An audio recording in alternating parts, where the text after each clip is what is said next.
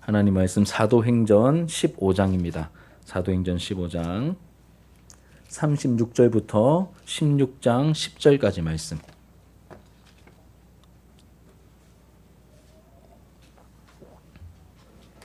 사도행전 15장 36절부터 15장 10절까지 말씀, 우리 한 절씩 우리 교독하도록 하겠습니다. 신약성경 215페이지입니다. 며칠 후에 바울이 바나바더러 말하되 우리가 주의 말씀을 전한 각 성으로 다시 가서 형제들이 어떠한가 방문하자 하고, 바울은 밤빌리아에서 자기들을 떠나 함께 일하러 가지 아니한 자를 데리고 가는 것이 옳지 않다 하여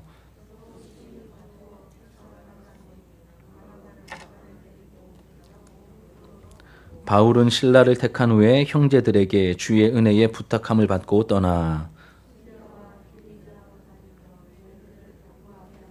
바울이 더베와 루스드라에도 이르매 거기 디모데라 하는 제자가 있으니 그 어머니는 믿는 유대 여자요 아버지는 헬라인이라.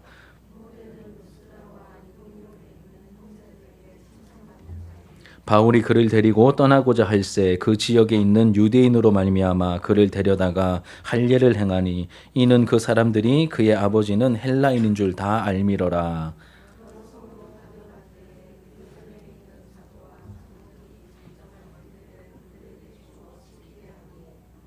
이에 여러 교회가 믿음이 더 굳건해지고 수가 날마다 늘어가니라.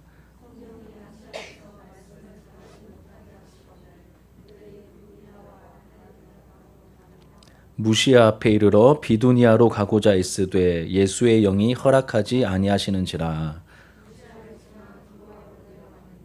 밤에 환상이 바울에게 보이니 마게도냐 사람 하나가 서서 그에게 청하여 이르되 마게도냐로 건너와서 우리를 도우라 하거늘, 바울이 그 환상을 보았을 때 우리가 곧 마게도냐로 떠나기를 힘쓰니 이는 하나님이 저 사람들에게 복음을 전하라고 우리를 부르신 줄로 인정함이러라. 아멘. 예, 오늘 본문의 말씀으로 2차 선교 여행이 시작되다라는 제목으로 하나님 말씀을 증거하도록 하겠습니다.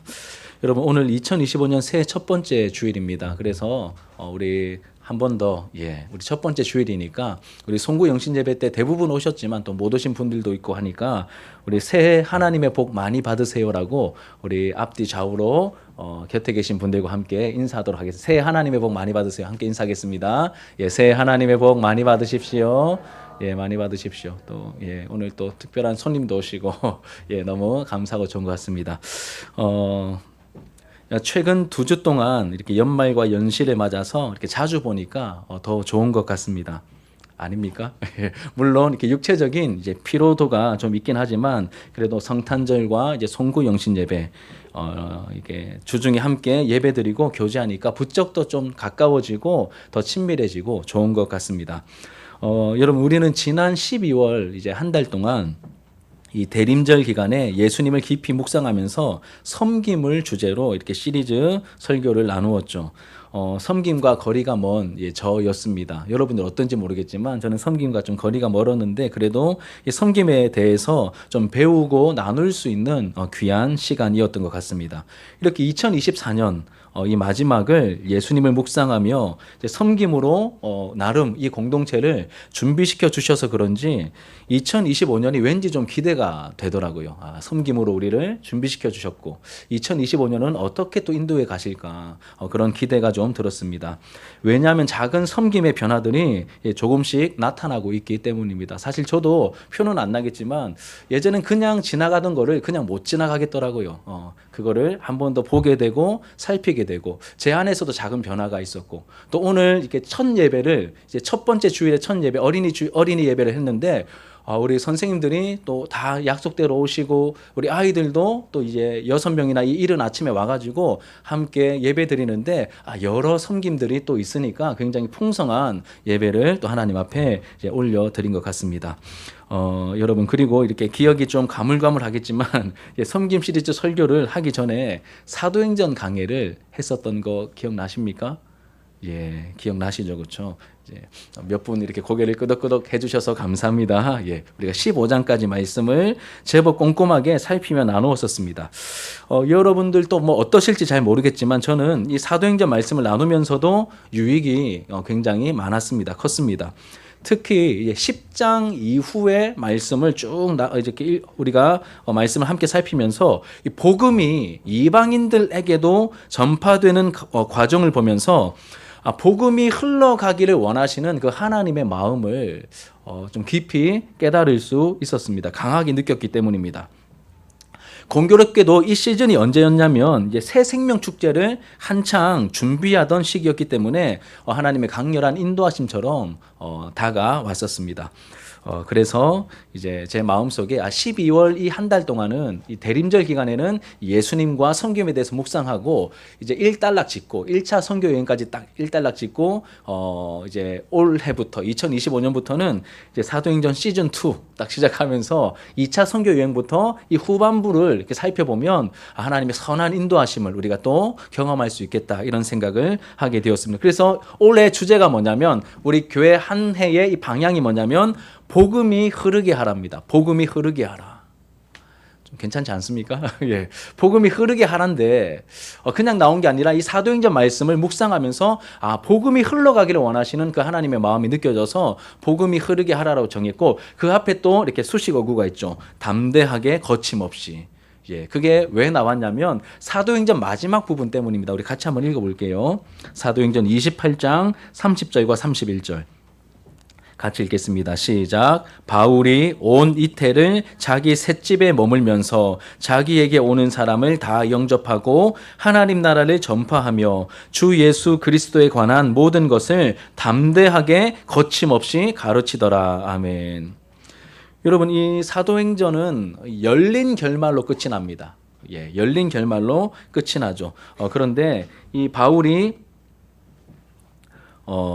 이 로마에서 한 2년 정도 가택연금 상태에 있었는데 이때 많은 사람들이 바울을 찾아왔습니다. 그때마다 바울이 어떻게 했냐면 찾아오는 사람들을 영접하고 하나님 나라를 전파하며 그리스도 예수에 관한 모든 것을 이야기해 주었다. 이렇게 말합니다. 갇혀 있습니다. 뭐 우리가 생각하는 그런 완전 감옥은 아니지만 이렇게 가택연금, 이 집에 주택 한 군데에 나가지 못하는 그러한 가택연금 상태로 2년 정도를 있게 되었는데 그때 자기를 찾아오는 사람들에게 하나님 나라와 예수 그리스도에 관한 모든 것을 이걸 한마디로 말하면 뭐라고 말하면 좋을까요? 하나님 나라와 예수 그리스도에 관한 모든 것. 한 단어로 말하면 복음이죠. 하나님 나라와 예수님에 관한 것은 바로 복음입니다.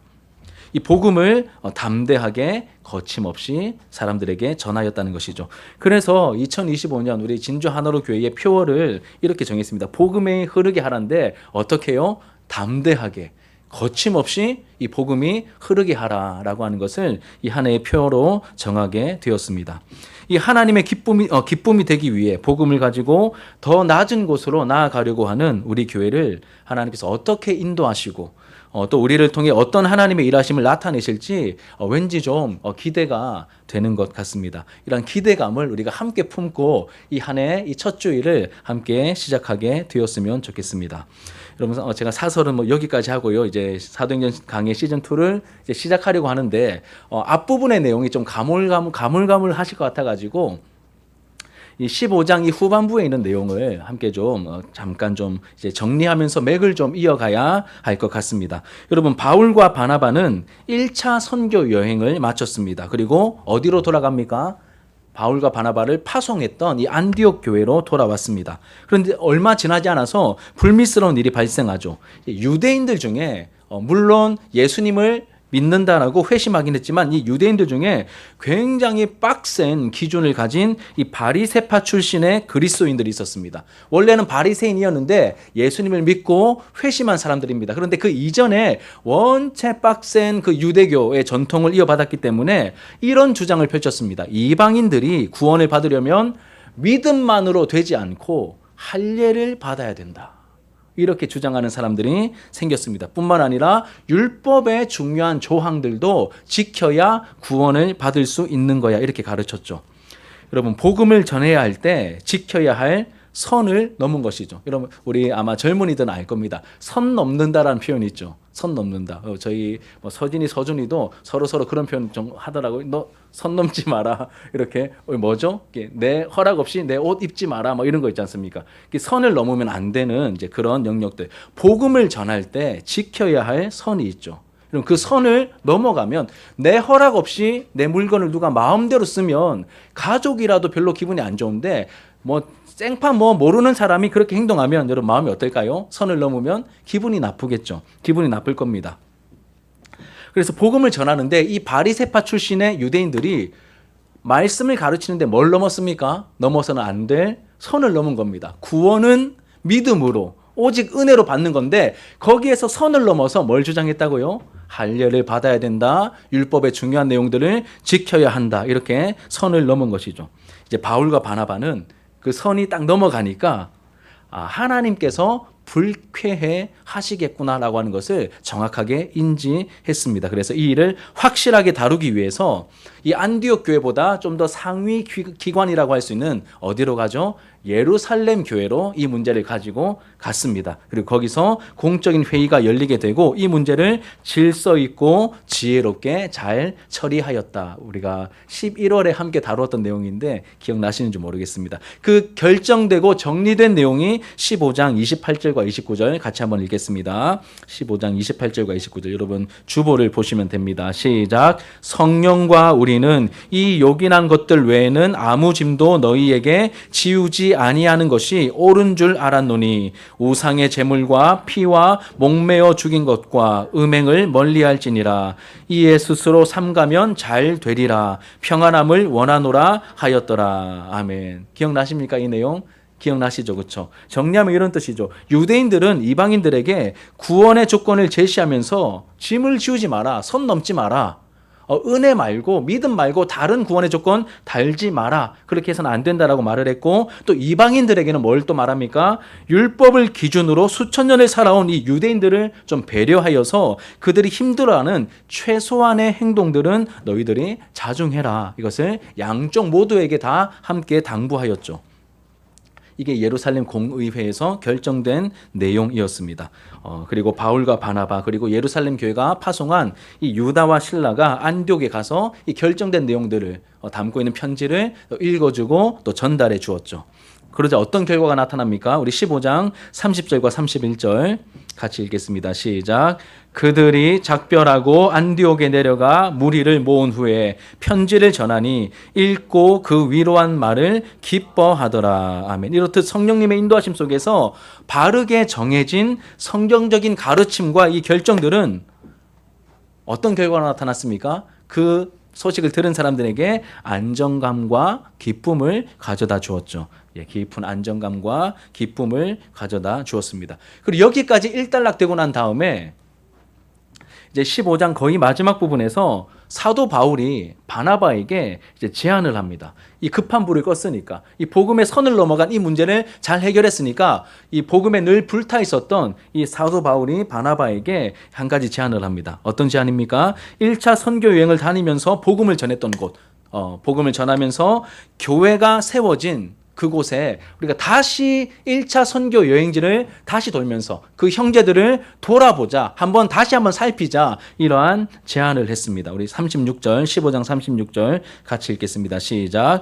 며칠 후에 바울이 바나바더러 말하되 우리가 주의 말씀을 전한 각 성으로 다시 가서 형제들이 어떠한가 방문하자 하고. 무슨 말씀인지 아시겠죠? 1차 선교 여행지 그때 복음을 전하면서 세워진 교회와 그 교회를 이루고 있는 형제들을 우리가 다시 찾아가서 한번 신앙생활 잘하고 있는가 한번 살펴보자 이렇게 말했습니다. 여러분 이게 어떻게 좀 다가오십니까? 좋은 행동 같으십니까? 아니면 좀 말려야 될 행동 같으십니까? 좋은 행동 아닙니까? 1차 선교 여행지에 다시 가서 그 형제들을 한번 살펴보자. 굉장히 선한 마음에서 나온 좋은 의도라는 것을 우리가 알게 됩니다. 그래서 바나바도 어떻게 하죠? 오케이, 가자. 가자. 하나님의 뜻인 것 같다라고 길을 떠나려고 했습니다. 다시 한번 그 길을 떠나려고 한 게 바로 2차 선교 여행인데 길을 떠나려고 할 때 너무나 어이없는 택도 아닌 지점에서 문제가 발생하죠. 그 문제가 뭐냐면 선교를 가려면 선교팀을 꾸려야 되잖아요. 선교팀을 꾸리는데 바울과 바나바 외에 또 다른 사람들을 이제 섭외해서 선교팀을 꾸립니다. 그리고 이때 문제가 생깁니다. 선교팀을 꾸리는데 한 사람 때문에 문제가 생기죠. 그 사람이 누굴까요? 1차 선교 여행에서 도중하차하여 돌아왔던 마가 요한을 누구는 데려가자, 누구는 데려가지 말자고 합니다. 이 마가 요한과 친인척 관계에 있었던 이제 삼촌뻘이었던 이 바나바는 이 조카니까 마음에 걸리는 거예요. 지난번에 한번 좀 못난 모습을 보였지만 그래도 잘 훈련시키면 될 거야. 이렇게 넉넉한 마음을 가지고 마가 요한을 데리고 가자. 바나바는 이렇게 얘기했습니다. 이에 봐요. 바울은 일 중심의 사람이었던 것 같아요. 그래서 그렇게 판을 깨고 분위기 없는 사람은 위험하다, 안 된다. 그래서 마가 요한을 데려가지 말자라고 말했습니다. 그럼 어떻게 하면 좋을까요? 답은 없습니다. 그냥 한쪽이 기도도 많이 하고 양보하면 됩니다. 그렇죠? 한번 그러면 이번에 데려가자 하면 다음에는 안 되라고 하든가 아니면 이번에 말고 다음에 데려가자 이렇게 한쪽이 양보하면 될 것 같은데 이 거물 같은 영성의 대가들이 안 물러서는 거예요. 둘 다. 나는 꼭 데려가야 되겠다. 나는 절대 안 된다. 이렇게 양쪽이 부딪힙니다. 성경 표현 보니까 심히 크게 싸웠다라고 말하죠. 대판 싸운 겁니다. 누구 때문에요? 마가 요한 때문에 대판 싸우게 되어서 양쪽으로 갈라서게 됩니다. 그래서 바나바는 결국 마가 요한을 데리고 자신의 고향이며 첫 번째 선교지였던 구브로로 배 타고 가버립니다. 바울도 원래 돌아보려면 구브로 먼저 가야 되는데 바나바가 먼저 갔잖아요. 바나바가 먼저 가니까 어디로 갔냐면 이제 육로로 이제 다시 올라갑니다. 좀 보여주세요. 예. 여러분 제가 카톡방에 올려드렸습니다. 이 종이를 나눠 드리려고 했는데 그냥 여러분 제가 우리 단체 카톡방에 이 사진을 올렸습니다. 잘 안 보이는 분들은 보시면 되겠습니다. 여기가 안디옥입니다. 안디옥에서 이 사진이 너무 허해가지고 구분이 잘 안 되는데 안디옥에서 여기 구브로 섬이거든요. 여긴 바다고 여기서 배 타고 이렇게 바나바가 마가 요한 데리고 갔고 그리고 여기서 바울은 실라라는 사람을 챙겨가지고 이 육로로 이렇게 이동했습니다. 여하튼 여러분 제가 한번 확인을 시켜드렸습니다. 카톡방에 있는 사진을 보시면 좀 더 분명하게 이제 나올 것 같습니다. 자 이렇게 둘이 갈라져서 따로 가게 되었습니다. 근데 저는 이 지점에서 지난번에도 말씀드렸는데 은혜를 받았습니다. 뭐냐면 이 분위기를 보면 두 사람이 적당하게 싸우지 않은 것 같아요. 완전 피 터지게 싸운 것 같습니다. 그러니까 갈라섰죠. 완전 피 터지게 크게 다투게 되었습니다. 그러면 이렇게 여러분 감정적으로 흥분이 됐겠죠. 흥분이 되었을 것 같습니다. 그러면 어떻게 주로 우리가 반응합니까? 막 너무 심하게 다투었습니다. 그래서 난 너 안 봐 해서 갈라졌어요. 공동체가 갈라졌습니다. 누가 나갔든 뭐 갈라졌습니다. 그럼 그 이후에 보통 우리의 경험이면 우리가 그 다음에는 어떻게 행동하죠? 하나님의 일을 할 맛이 납니까? 안 납니까? 안 나죠. 하나님의 일을 안 할 뿐만 아니라 멈출 뿐만 아니라 어떻게 행동합니까? 만나는 사람들마다 뭐 할까요? 내 편 들어달라고 나하고 싸운 사람 욕하면서 다니겠죠. 그게 우리 본성 아닙니까? 야, 나 바울 그렇게 안 봤는데, 야, 내가 바울 처음에 땡긴 거 알지? 그런데, 야, 그 사람 아니더라. 막 이러면서 막 쉽지 않겠습니까? 바울 편에서는, 야, 바나바가, 야, 이 일에 분별이 없다. 마가 요한 데려가면 큰일 나는데, 그런 영적 분별력도 없이 무슨 하나님 일 하기, 이런 식으로 서로 막 씹고 다닐 것 같은데, 여러분, 성경 읽어보시면, 대판 싸우고 난 다음에 갈라졌습니다. 그런데, 그렇게 서로를 씹고 다녔더라. 이런 기록이 없습니다. 하나님의 일이 계속해서 진행되고 있습니다. 여기서 저는 뭘 깨달았냐면 오히려 각자가 주님께서 자기들에게 맡겨주신 그 사명에 충실하게 임하는 모습을 보여주면서 이 15장은 끝을 맺고 있습니다. 물론 마음이 불편했겠죠. 괘씸했을 것입니다. 그리고 감정적인 부분으로 감정적으로 굉장히 이렇게 막 격앙된 상태에 있었을 것입니다. 하지만 감정에 치우치지 않고 해야 할 일이 있는 자리를 찾아가고 있습니다. 당사자가 없는 자리에서 서로를 험담하지 않았습니다. 여러분 이게 중요한 것 같아요.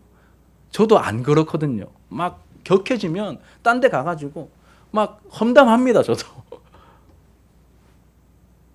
근데 그렇게 안 했잖아요. 아, 이게 중요하구나. 이게 중요하구나. 아, 일단 말을 아껴야 되는 말을 아끼고 내 감정을 추스리는 게 굉장히 중요하겠구나 이런 생각이 듭니다. 또 이런 마음이 좀 들었습니다. 과거에 여러분 생사고락을 함께했던 이 믿음의 동력자로서 서로를 깊이 존중하는 마음이 있었잖아요. 그 마음을 지키고 있습니다. 그럼 어떤 결과가 있냐면 지금은 서로 불편해서 못 봅니다. 그런데 나중에 시간이 지나면 나중에 다시 볼 수 있어요.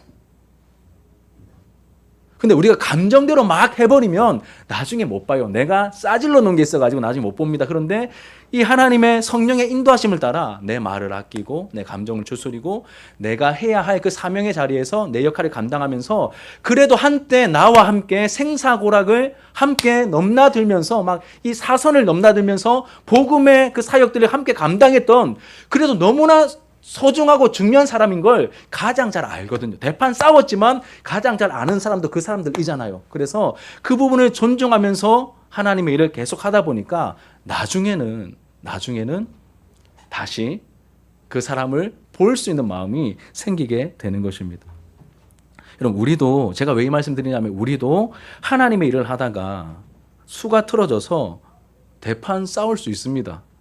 여러분 아닐 것 같죠? 지금은 저도 아닐 것 같습니다. 그런 가능성을 저도 뭐 1%도 못 느낍니다. 그런데 바울과 바나바가 그랬다면 우리도 그럴 수 있지 않겠습니까? 아닐 것 같죠. 그렇죠. 근데 말씀으로 우리를 준비시켜 주십니다. 이때 막 폭풍같이 몰아치는 감정에 사로잡혀서 야, 막 목사님 그래 안 봤는데 야, 내가 막 그 권사님 그렇게 안 봤는데 이러면서 서로 막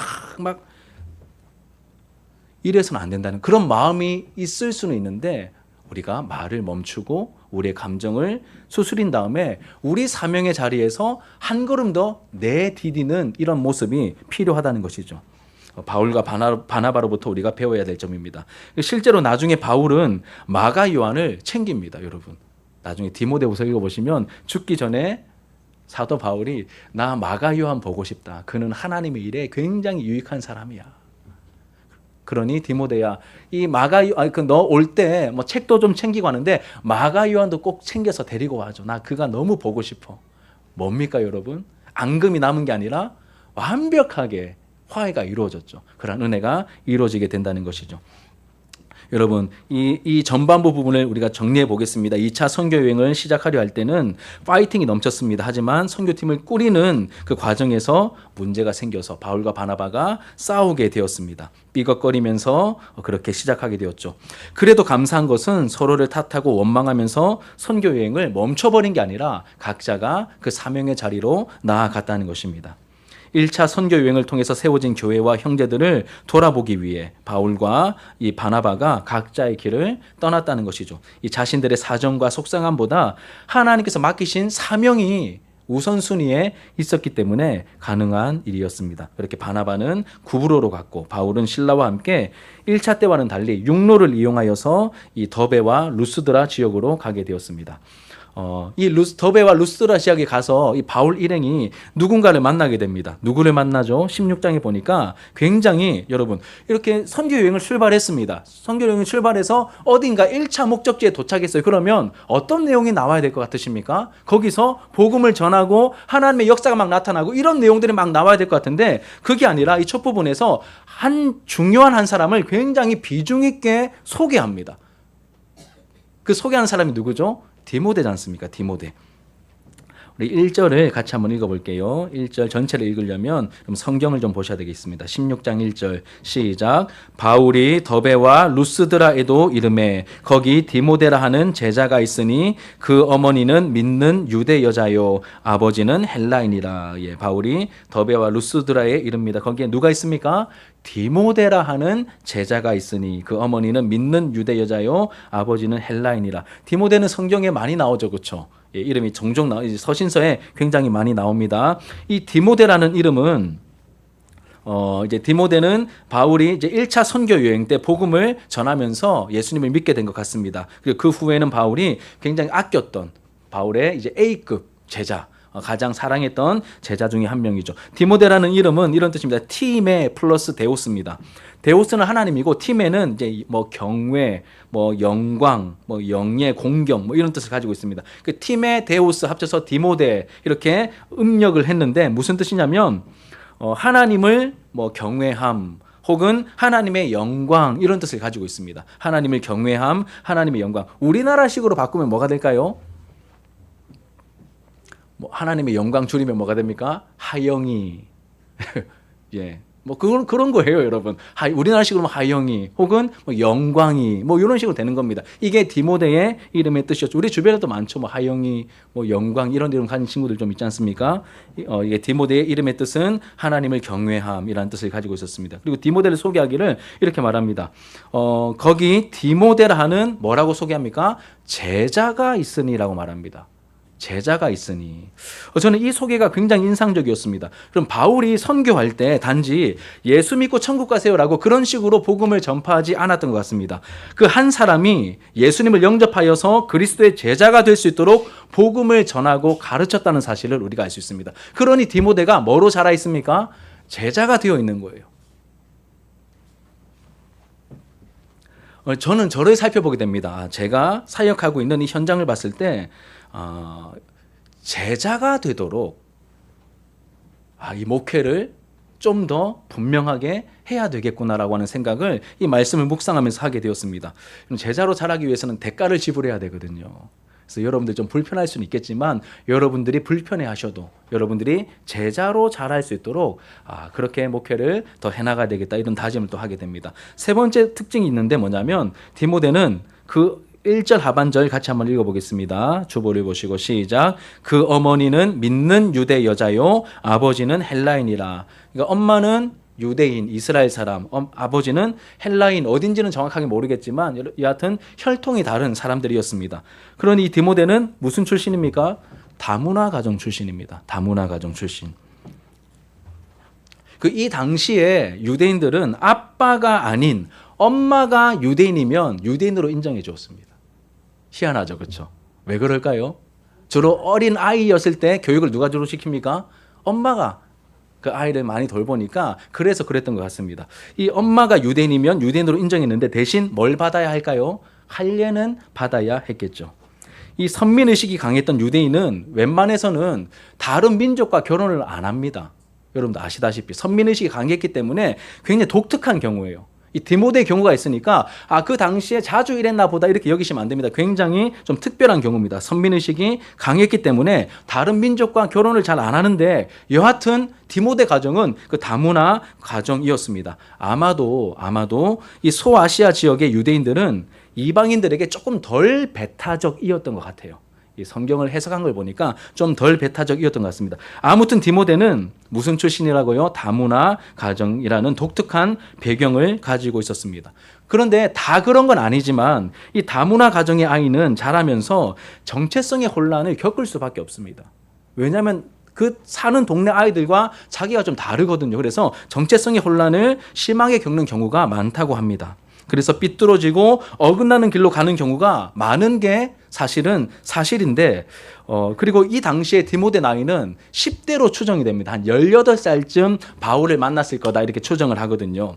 그럼 여러분 10대 출신 10대고 지금 고2가 18살이죠. 그렇죠? 이 10대고 거기다가 또 다른 사람들과 좀 다른 이제 다문화 출신의 아이니까 뭐가 예상되십니까?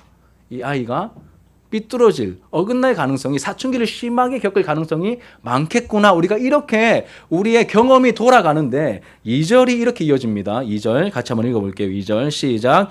디모데는 루스드라와 이고니온에 있는 형제들에게 칭찬받는 자. 10대입니다, 여러분. 그리고 다문화 가정 출신입니다. 그런데 놀랍게도 이 경건한 어머니와 올곧은 신앙으로 인해서 삐뚤어지지 않고 굉장히 잘 자랐어요. 그 동네를 넘어 예를 들면 초전동에서 칭찬을 받았다가 아니라 초전동뿐만 아니라 옆에 있는 하대동과 상대동 이 도동에도 소문이 났더라. 걔는 진짜 너무 착하고 너무 잘 나가 애가 너무 좋더라 이런 식으로 이 디모데에 대한 소문이 칭찬이 자자했다는 것이죠. 그래서 바울은 이 디모데를 선교팀의 일원으로 아직 10대임에도 불구하고 선교팀의 일원으로 뭐 합니까? 지금 스카웃하는 겁니다. 스카웃하고 있는 것이죠. 그리고 이제 이 혼혈, 다문화 가정, 혼혈인이라는 점이 오히려 선교는 여러분 뭐 하는 거죠? 타 문화권에 가서 그들에게 복음을 전하는 것이기 때문에 오히려 이 다른 사람과 다른 이 다문화 가정이고 혼혈 출신이라는 게 복음을 전하기에는 훨씬 더 장점이 될 수 있다는 것을 바울이 보았던 것 같아요. 그리고 디모데가 성품만 좋은 게 아니라 자기는 원하지 않았지만 어떻게 보면 이 원망스러운 조건처럼 보이지만 오히려 하나님 은혜 안에서 이게 바뀌어 가지고 하나님의 거룩한 통로로 쓰임 받는 이런 놀라운 은혜가 이 디모데에게 나타나게 된 것이죠. 여러분, 우리의 약점이 강점이 되게 하시는 그 하나님의 일하심이 있는 것입니다. 사실 우리 교회에 또 이게 다문화 가정이 또 있지 않습니까? 그래서 많이 생각나는 우리 태경이, 상윤이, 우리 현주, 어떻게 보면 여러분 이 아이들이 이 나라에서 조금 이렇게 위축될 수 있는데 이 말씀이 굉장히 격려가 되었습니다. 하나님 더 놀랍게 사용하소서. 하나님 나라 위하여 지금 이들을 축복하소서. 물론 우리 모든 자녀들이 다 귀하지만 오히려 그렇게 이 약점을 강점되게 하시는 하나님의 일하심이 마음에 되게 많이 사무치게 다가왔습니다. 그런데 한 가지 걸림돌이 있었죠. 할례를 받지 않았다는 부분입니다. 이 보통의 경우 바울은 할례를 반대했죠. 구원의 조건으로 얘기할 때 할례를 강력하게 반대했습니다. 그런데 디모데는 자기가 직접 데려다가 바울이 할례를 시킵니다. 이유가 있겠죠. 디모데의 어머니가 비록 유대인이긴 했지만 할례를 받아야 정식 유대인이 되어서 인정받을 수 있기 때문이고, 또 유대인들은 이 할례를 받지 않은 무할례자와 접촉하는 것을 여전히 매우 꺼려했습니다. 그래서 여러분, 구원의 조건으로서가 아니라, 구원의 조건이라면 바울도 결코 안 했을 겁니다. 구원의 조건으로서가 아니라 복음 전파의 유익을 위해서 이 디모데에게 할례를 자기가 행한 것이죠. 그리고 할례를 행한 다음에 주변에 있는 여러 성을 다니면서 이 예루살렘 공의회에서 결정된, 아까 봤던 유대인들은 구원의 선을 넘지 마라, 조건 달지 마라. 그리고 이방인들은 유대인들을 좀 배려하면서 너희들 즐기던 것 조금 자중해라. 이제 이런 내용들을 그 주변을 다니면서 이렇게 전파하게 됩니다. 그게 4절과 5절의 내용이죠. 이방인 출신의 그리스도인들에게 불필요한 어떤 부담, 그 짐들을 덜어준 것입니다. 그러자 이 교회가 믿음이 더 굳건해지고 성도들의 숫자도 더 많아지게 되었다고 말합니다. 우리 4절과 5절 성경을 보시고 같이 한번 읽겠습니다. 4절과 5절 시작. 여러 성에서 다녀갈 때에, 죄송합니다. 다시 읽을게요. 시작. 여러 성으로 다녀갈 때에 예루살렘에 있는 사도와 장로들이 작정한 규례를 그들에게 주어 지키게 하니 이에 여러 교회가 믿음이 더 굳건해지고 수가 날마다 늘어가니라. 아멘. 이런 은혜의 결과들이 나타나게 되었다는 것입니다. 그리고 이 여기까지의 내용을 우리가 전체적으로 좀 정리해 보면 이렇게 정리할 수 있겠습니다. 선한 의도를 가지고 2차 선교 여행을 시작했던 이 바울과 바나바처럼 여러분, 우리가 하나님의 그 일을 소원을 가지고 해 나가려고 할 때 생각대로 안 풀리는 경우가 있다는 것이죠. 싸움이 일어났듯이 생각대로 잘 안 풀릴 경우가 생길 수 있습니다. 이때 우리가 실망하며 그 자리에 주저앉을 것이 아니라 주신 사명에 우리가 집중해야 한다는 것이죠. 그렇게 인도하심을 따라가다 보면 저는 이렇게 다가왔습니다.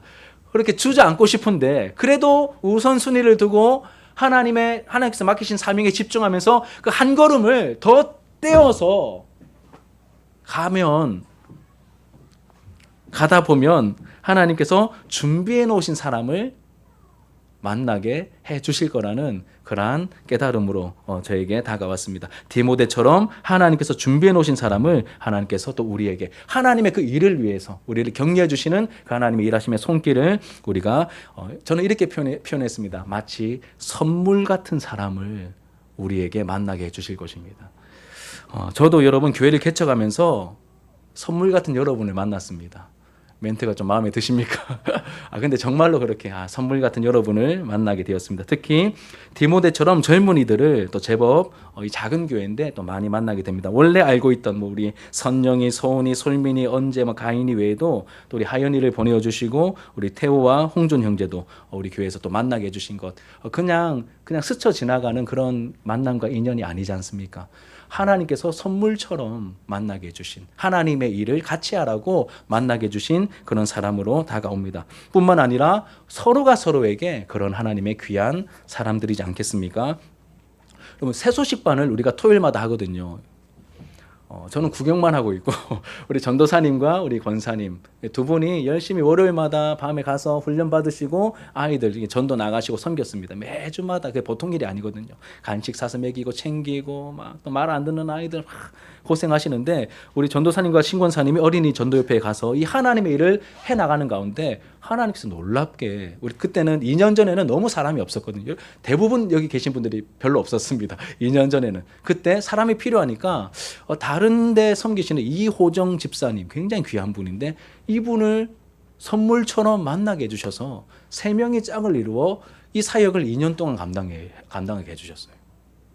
이게 립 서비스가 아닙니다. 또 저도 여기 와서 교회를 시작하다 보니까 제일 많은 게 식당 그리고 미용실 그리고 학원이었습니다.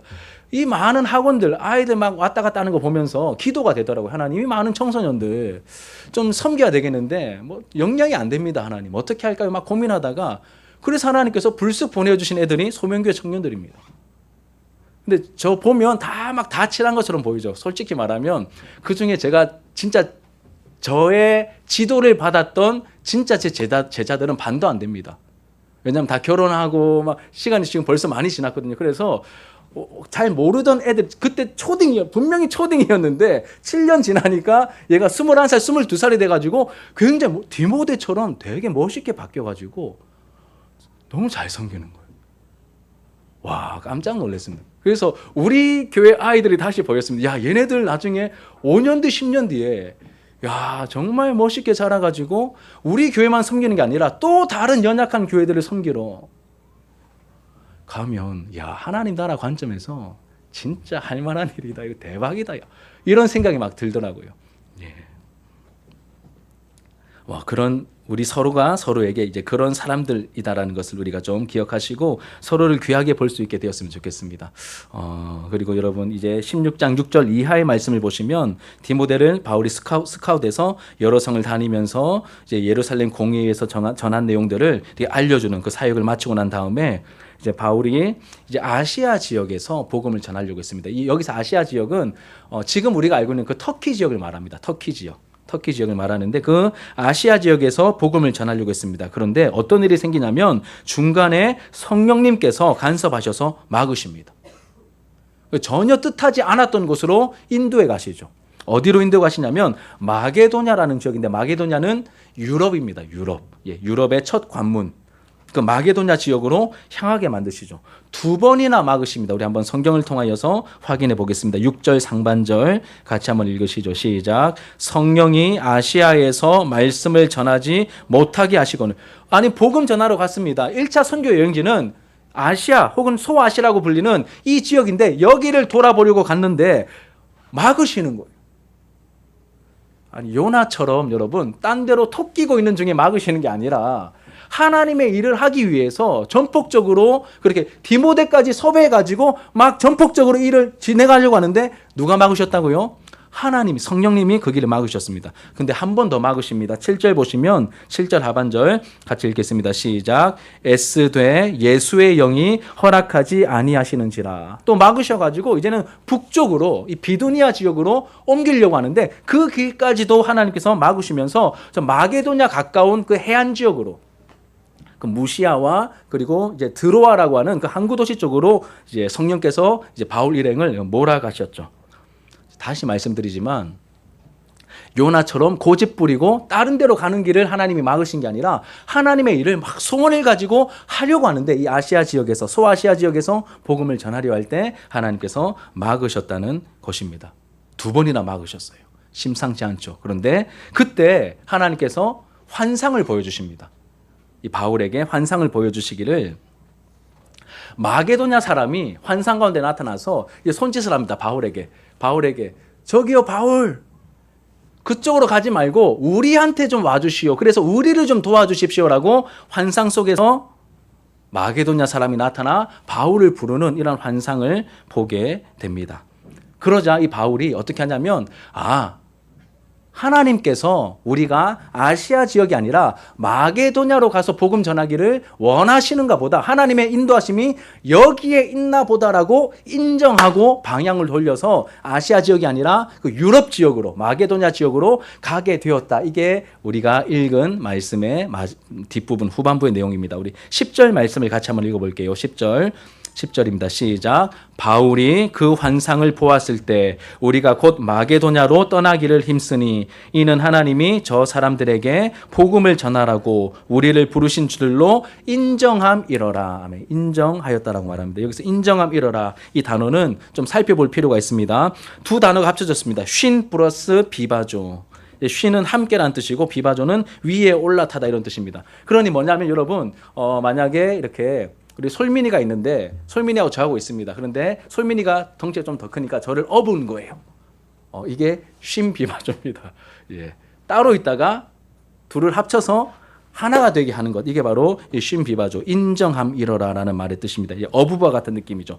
두 가지 사실이나 대상을 비교하고 추론하여서 하나의 일치된 결론에 이르게 하는 것이 바로 이 인정함이러라, 쉰 비바조라는 단어의 뜻입니다. 무슨 말이냐면 여러분, 앞에서 뭐가 있었습니까? 복음을 전하려고 하는데 성령께서 막으시는 거예요. 환경을 통하여서 막으시는 이 사건이 있었고, 그 다음에 그 시기에 또 뭘 봤습니까? 환상을 본 거예요. 이 사건과, 자꾸 길을 막으시는 이 사건과 환상을 보여주시는 이 두 가지를 함께 합치니 하나의 결론에 이르게 된 것입니다. 무엇입니까? 아시아 지역에서 복음 전하는 것을 하나님께서 원하지 않으시고 마게도냐, 유럽으로 가기를 원하시는구나, 이렇게 결론을 짓게 된 것이죠. 그래서 인정하고 그 발길을 옮기게 됩니다. 여러분, 영적인 민감함이란 이런 거인 것 같습니다. 무조건 그냥 내가 기도했는데 이렇게 우기거나 아니면 내 뜻을 관철시키는 게 아니라 그 상황을 보고 또 기도하는 가운데 하나님이 주시는 그 사인, 이것을 합쳐서 우리가 영적인 그 민감함을 가지고 하나님의 뜻을 분별하는 이러한 일들이 우리에게 필요하다는 것이죠.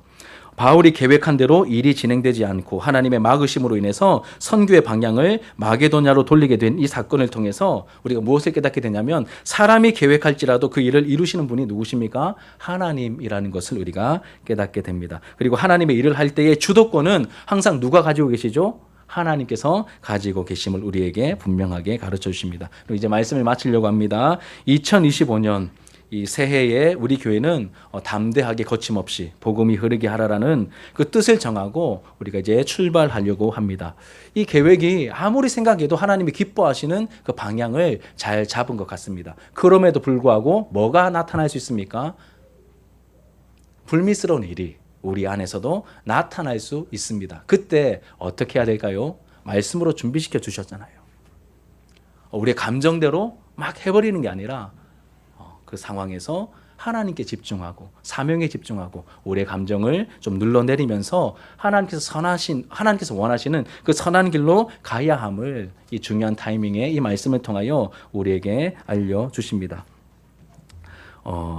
이 복음이 흘러가기를 하나님께서 원하십니다. 담대하게 거침없이 흘러가기를 원하십니다. 먼저는 여러분, 우리 교회 안에서 부모의 신앙이 자녀들에게로 흘러가야 됩니다.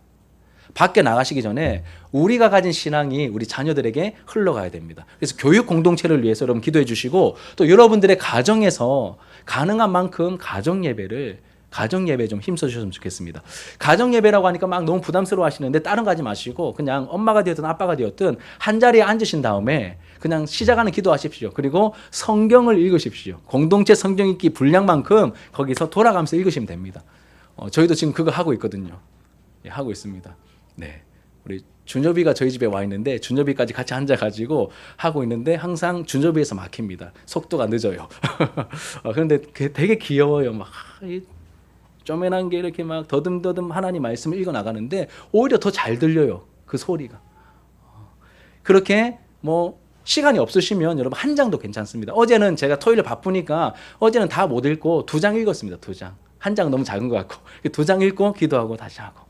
이렇게 우리가 이 부분에 좀 마음을 담아서 이제 신앙의 대가 전수되는 것을 위하여 기도하며 애쓸 때 하나님께서 그 신앙이 우리 자녀들에게 또 전수되게 해주실 것이고 흘러가게 하실 것이고 또 우리 이웃들에게 또 이 복음이 흘러가게 하도록 우리가 또 힘써야 할 것입니다. 그렇다고 무턱대고 막 전도지 들고 막 밖으로 막 나가는 것이 아니라 먼저는 우리가 잘 준비되어야 하겠죠. 복음으로 우리가 잘 준비되고 무장이 되어야 됩니다. 복음의 빚진 자의 마음을 우리가 먼저 좀 가져야 됩니다. 그래서 올 한 해는 여러분 두 번에 걸쳐서 이제 우리나라에 이제 선교 유적지들이 좀 있거든요. 이 남쪽에도 있고 북쪽에도 있는데 이 상반기에는 이 남쪽에 있는 우리 선교사님들이 이 땅에 와가지고 어떻게 이렇게 또 사역하셨는지 보여줄 수 있는 그런 좋은 장소들, 뭐 선교사님 무덤들도 있고 막 이런 그런데 우리가 좀 가면서 이런 이렇게 복음으로 좀 잘 준비되는 그런 일들을 우리가 좀 진행하려고 합니다. 그리고 내년쯤에는 우리가 잘 준비된 다음에 우리의 도움을 필요로 하는 그 지역을 찾아가서 아직도 이 우리나라 안에도 우리의 도움을 필요로 하는 그런 시골 교회 같은데 연약한 교회들이 있거든요. 그런데 가서 우리 지역 선교하면서 복음도 전하고 또 지역 봉사 활동도 좀 하고 그리고 내년 뭐 후반기에는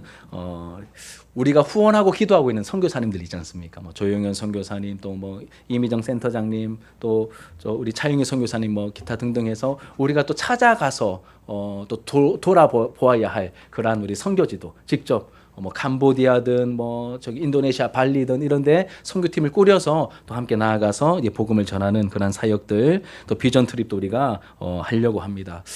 이런 계획을 우리가 가지고 있는데 어떻게 여러분 좀 다가오십니까?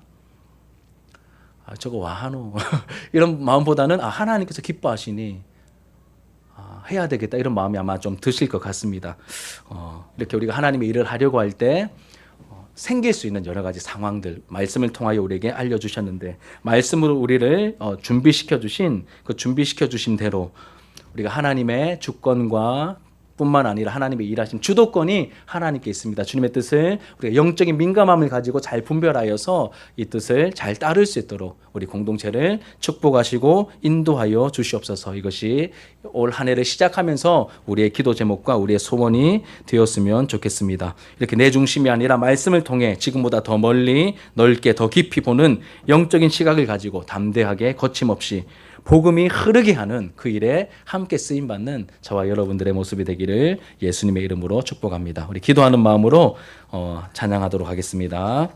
세상 모든 민족이 구원을 얻기까지.